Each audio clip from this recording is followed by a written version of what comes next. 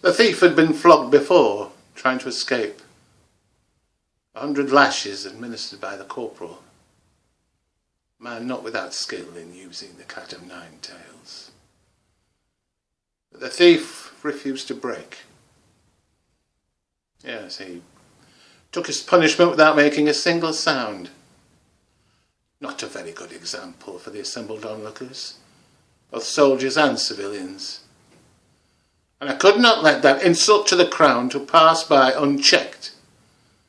So yes, I decided a further 100 lashes were in order.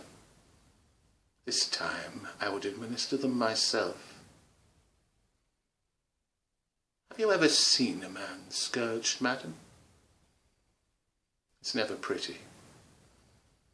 And the thought of the whip coming down across that pitiful raw flesh made my stomach flutter and my legs shake. I had intended to pace myself. 100 lashes is fatiguing to the arm. Again the boy refused to cry out.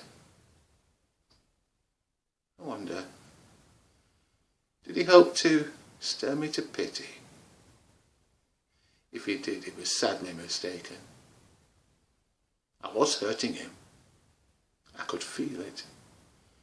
The sheer judder of the whip coursing up my arm, making my heart explode. But the boy would not beg for mercy. The boy would not beg. And then something changed.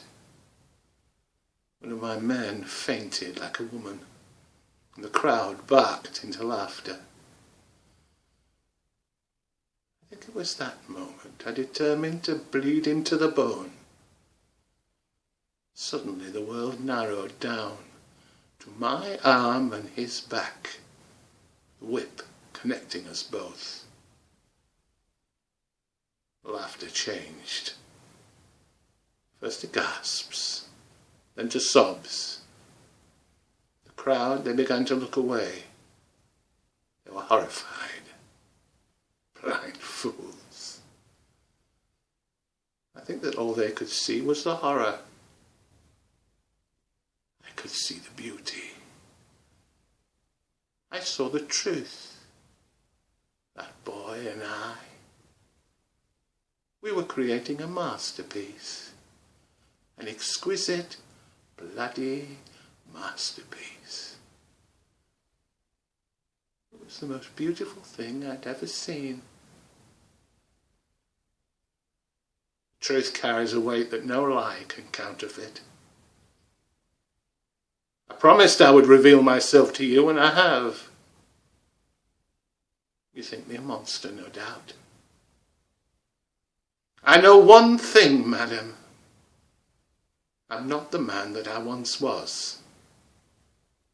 I came to Scotland to fulfill a soldier's responsibility. To serve my king and protect my country.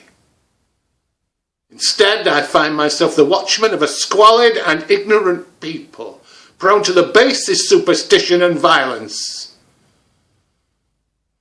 I feel the darkness grow within me, a hatred for the very world itself. I find myself doing such things, reddish work, till I no longer recognize the man that I have become. You say that inside is a decent man, a man who can still choose right from wrong. Do you think one day I may be able to look upon my own reflection and not be filled with such loathing? Rehabilitation of Black Jack Randall. You could make a fortune betting against that. I dwell in darkness, madam, and darkness is where I belong. I need no sympathy from you, and you will get none from me. One way or another, I will get the truth out of you.